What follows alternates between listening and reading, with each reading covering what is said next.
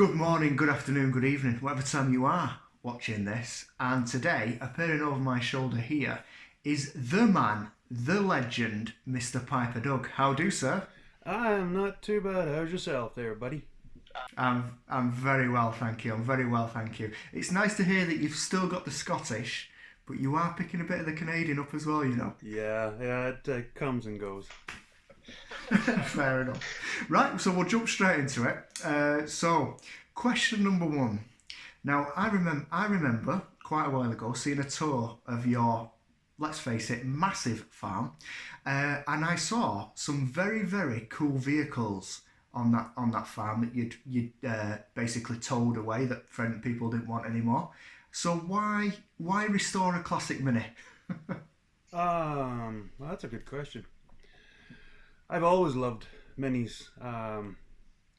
One of the problems with minis are as I'm 6'5" and I'm close to 20 stone. So yeah, it looks like a hippo giving birth, me climbing in and out of a mini. So, but my two of my uncles both race minis, semi-professionally, and I've always just loved the simplicity of them. So I've always wanted one, but they're rare as hands teeth out here. And Of course, yeah. so yeah, I've been looking and looking and looking, and then finally this neighbor just said, "I've got a bit of a wreck of a mini sitting here. If you want it, you can have it." And that's where that came from. Wow. Perfect. So just following on from that a bit, I take it the other ones are in the line to be restored, or are they just garden ornaments? There is plans for a few of them, but mostly the majority of them, I brought them here just to save them from being crushed. Nice. Perfect. A little surprise was I was away to another field to pick up some bales and stuff, and I actually came back with a Model T pickup. Wow. Found it in the trees. Wow. Fair enough. Question number two. There was about four questions there, but I don't care. Question number two.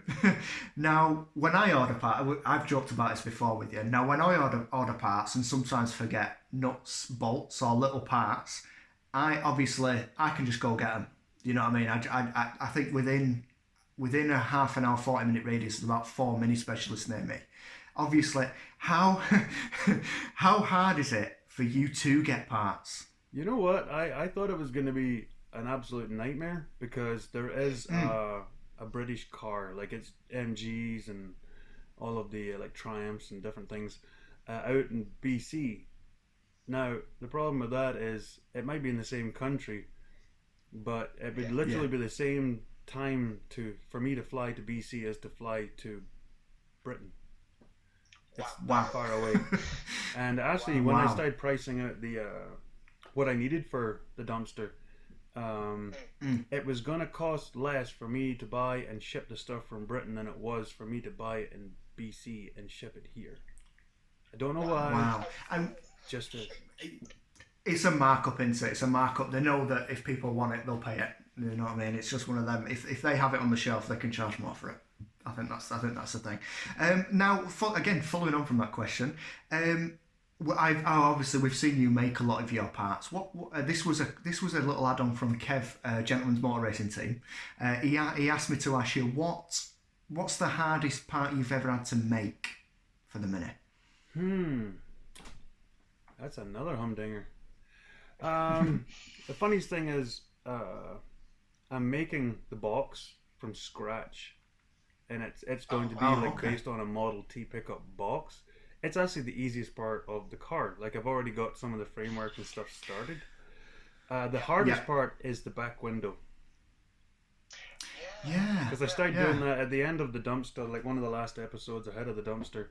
I was sort of showing I got a 1958, I think it is, Ford F100 back window, and I split it in the middle, and I sectioned it and made it narrower so it fits the width of a Mini. And so now I'm just trying to fit that to the back of the roof of the Mini, but actually line up with the sort of where between the B and the C post would be in the Mini. So it's a little hard. Fair enough. Question number 3. When are we going to see the dumpster again? You know, the funniest thing is, that's I would not be lying if I didn't say that I probably got that question at least half a dozen times a month. Yeah. I'm going to be doing an update on my channel here in a little while because we're going to be starting out in the farm work, and I'm going to. It's a bit of a revelation. Fill in some of the blanks on why the dumpsters come to a halt, and it evolves around the farm and some of the things that's happening. And going forth, there's going to be a lot more time on the dumpster. I'll put it that way. Superb, superb. I think everybody's going to look forward to that. I know Paul P, who's one of your biggest fans, I might add, is very excited to see more work, as we all are. So yeah, that's good news for us. So following on from that one, you have a lot of fans. You have a lot of fans here in the UK. There's a lot of people that are really excited when you upload. Do you have any plans to come back to the UK, even visiting or anything like that? I was back 3 years ago, I think it was. Oh, yeah, it's almost 4 years ago now, actually. Yeah, we're back for a big family gathering. But tying into your last question with what's going on as far as the farm and the dumpster, that'll sort of dictate whether we'll be coming back to the UK for a visit in the next little while, or it might be a couple of years. We'll see. Okay, no, that's fair enough. That's fair enough. We'll like I said, we'll wait for the update. I can't wait. The next one, if you've seen some of the interviews, the next one is I ask everybody: you've bought a classic Mini, it needs no rush repair. What is your first modification? Well, I think that would probably be a seat. Move it back. Yep. I would literally have to rebuild the entire sliding frame mechanism to put me literally in the back seat. That's fair enough. Because in the dumpster, right, I was doing a test fit in the dumpster, and I'll put it one way.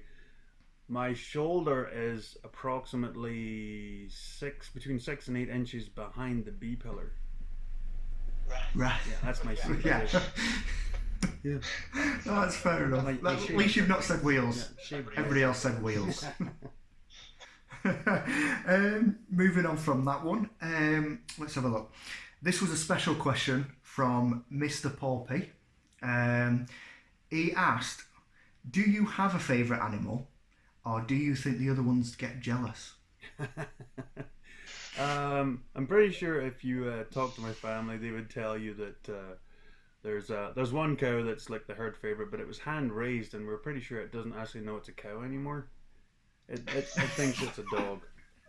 So yeah, fair enough. It doesn't. So yeah, I'd have to go with that one. That's fair enough. That's fair enough. Right, let's do some YouTube questions. Another question I ask a lot of people: what made you start a YouTube channel? What was the reason behind that? Well, about 8 years ago, I started to have physical problems, not just from the neck up, but lower down. It turns out I have a degenerative spine condition, so I started having surgeries.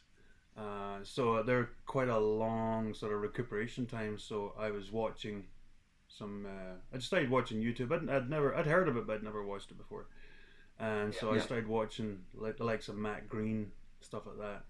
And I thought it looked fun, and plus, like everybody says, and I know Paul touched on this, it's a nice way to document some of the stuff you've done, so you know it's out there forever. Yeah, no, I appreciate that. I think that's a great answer, because it is a form of documentation for either even yourself to look back at in a few years. You know, we don't have to go on the other side of it. It can be just for yourself to look back at, or to share with other people. So no, I think that's great. So going on from that, name a couple of your favourite channels. Really, don't have to be Mini. Can be Mini related. Don't have to be. Yeah, and I think one of the biggest things with me is, as everyone will sort of understand, is a lot of my life evolves around farming. So I watch a lot of farming YouTubers, like Millennial Farmer, and there's a whole bunch of them.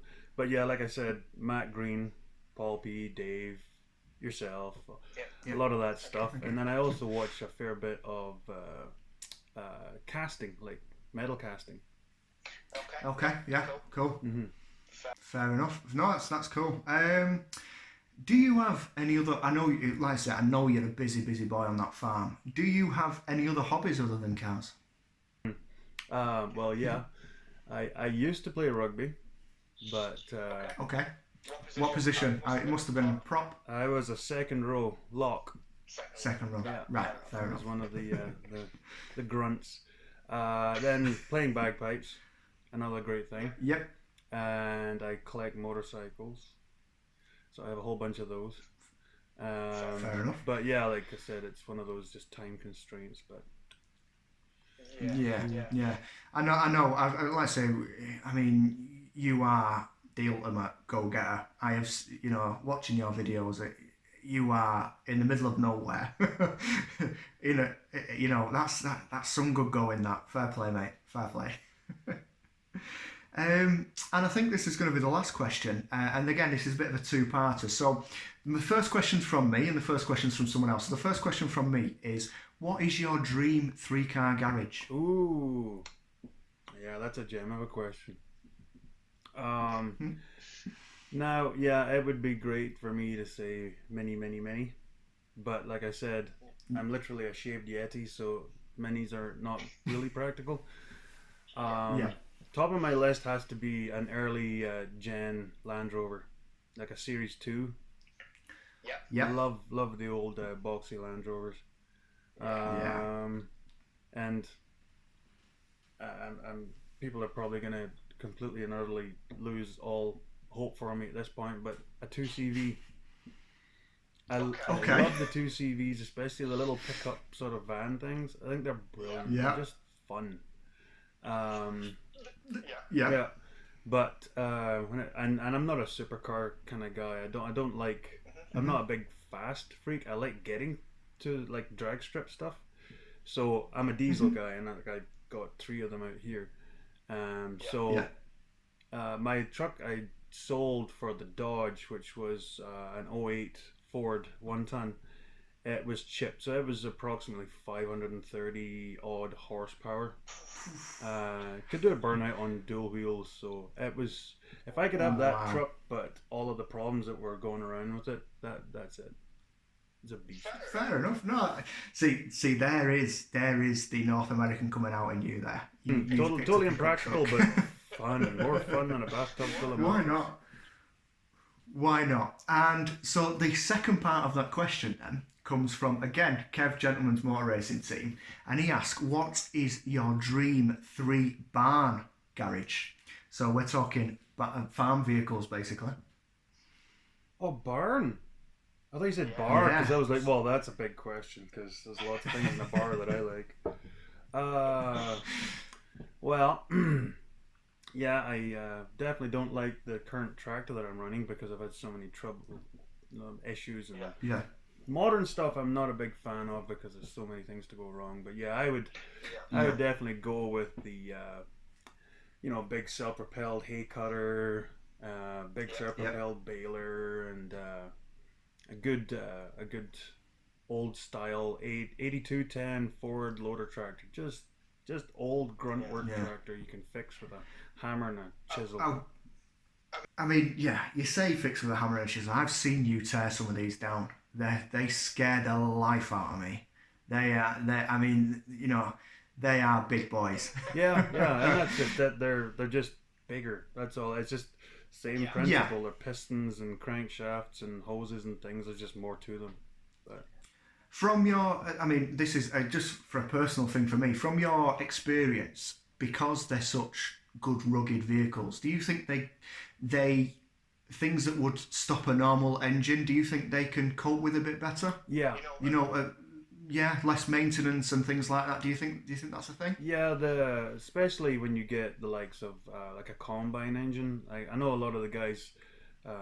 They would understand when I say like the combine we have has an Iveco Ford motor, which is in all of the big lorries running around Europe. Yes. But they're set up in such a way with the different types of pumps. They're meant to run all day, flat out. inextensive heat Right. as well, Yeah. and not Yeah. detonate. Most of the time they don't detonate. We had one that did just absolutely, it let go of the piston right out the side of the block. Oof.